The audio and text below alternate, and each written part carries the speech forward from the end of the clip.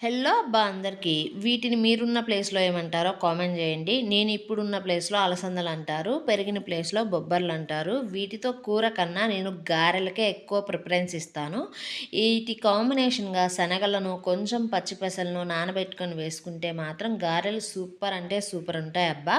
గారెల బ్యాటర్‌కి నేను పచ్చిమిర్చి, జీలకర్ర, ఉప్పు యాడ్ చేసి బ్యాటర్ ప్రిపేర్ చేసుకుంటాను.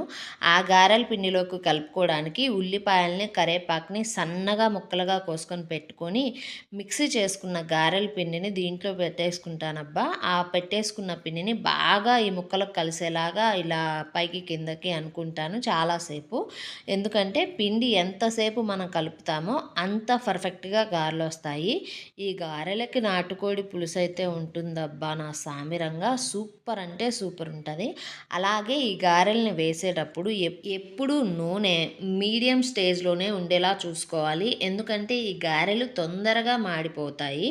అంటే లోపల ఉడకకుండానే పైన నల్లగా వచ్చేస్తాయి. కాబట్టి ఏసేటప్పుడు కొంచెం జాగ్రత్తగుండాలి.